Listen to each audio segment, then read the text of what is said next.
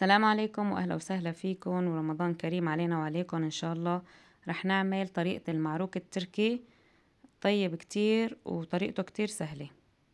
أول شي رح ننزل كاسة مي دافية ونزلت 3/4 الكاسة سكر.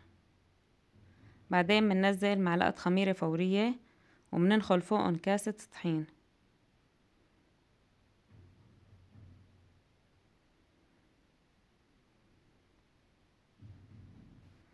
منحركن مع بعض كتير منيح لحتى الطحين يتجانس مع المي والخميرة، وبنتركن نغطيهم نتركن حوالي 10 دقايق لنشوف إذا الخميرة بتتفاعل مع السكر والمي ولا لا، لحتى نتأكد إنه الخميرة شغالة.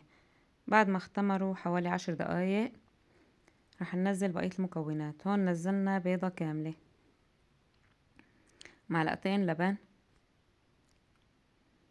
ومعلقة حليب بودرة،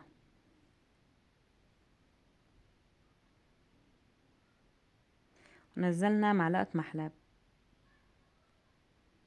وربع الكوب زيت تركنا منه شوي مشان ندهن فيه وش العجينة بعد ما نخلصها عجن.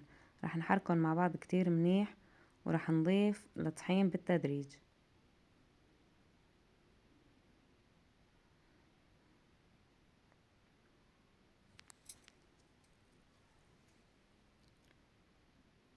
طبعا انا نزلت الطحين حوالي 3/4 كيلو.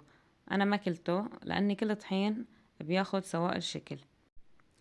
طبعا ضفت نص الطحين، نخلته مثل ما نكون شايفين وعجنته. دائما نزلوا الطحين بالتدريج، ونزلت نص معلقة صغيرة ملح مثل ما شايفين. لسه بده طحين، لسه العجينة مريقة كتير.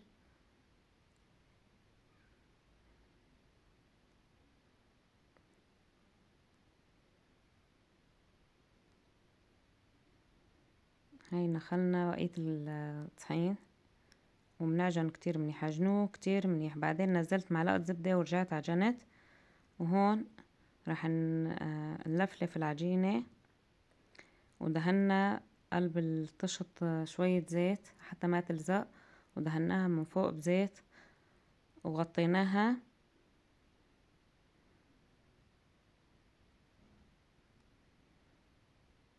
بعد ما لملمنا العجينة بالزيت غطيناها وتركناها بمكان دافي حوالي ساعة.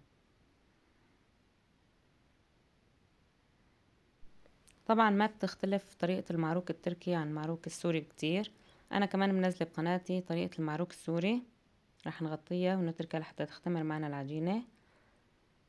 وفيكم تضيفوا له نص معلقة بيكنج باودر، بس انا شفت هيك العجينة كتير منيحة مثل ما هلا رح تشوفوا معي، يعني انه هيك كويسة كتير. هلا رح نشوف العجينة بعد ما اختمرت. شايفين هلا العجينة بس طلع منها هدول الفقاعات بتكون معناتها ناجحة بإذن الله 100%. منشيل العجينة من قطعة وبعدين منبلش من شكلها. تشكيل المعروك التركي كتير سهل، تقريبا مثل شغل الكعك العيد. نعمله على شكل رول مثل ما انكم شايفين، ومنسكره بهالطريقة. شايفين كتير سهل. طبعا مثل ما شايفين العجينة كتير شغلة سهل، حتى ما بتلزق بالايد، ملمسها ناعم. شايفين هاي تشكيل المعروك التركي.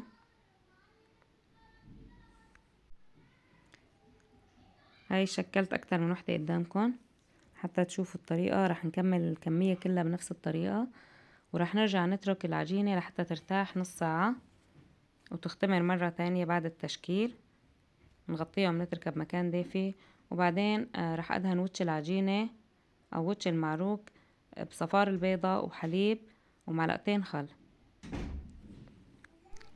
قبل ما تدهنوا وش المعروك بصفار البيض بتشغلوا الفرن. انا شغلته من فوق ومن تحت، اذا الفرن عندكم كتير حامي شغلوه من تحت، وبعد 5 دقايق شغلوه من فوق. رشيت على وجهه سمسم وحبة بركة وحطيته بالفرن حوالي 15 دقيقة من فوق ومن تحت. طبعا التراك بحطوله احيانا دبس عنب ومي بدهن وش المعروك، وبصير كمان بصفار البيض. انا دهنته صفار البيض وحليب. هلا رح ندخله على الفرن، نحطه بالرف الوسط والفرن شغال من فوق ومن تحت. نضغط عليه بهالطريقة.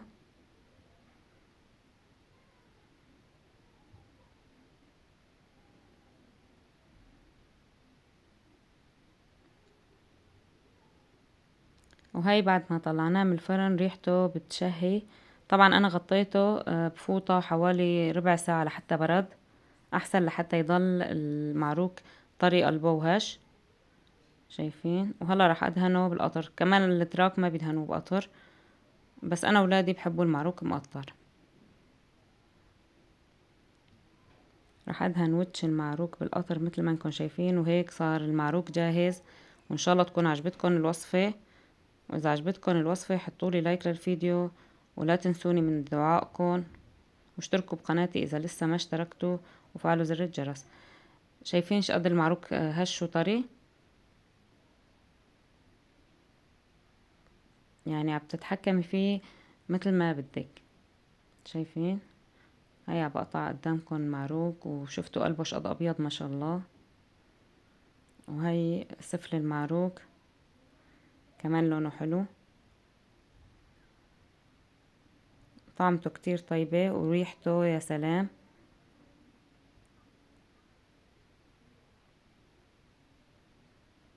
يعني الوصفة بإذن الله ناجحة 100% إذا بتطبقوها مثل ما حكينا بالفيديو. بترككم بأمان الله، وبنلتقي إن شاء الله في فيديو جديد وبوصفة جديدة.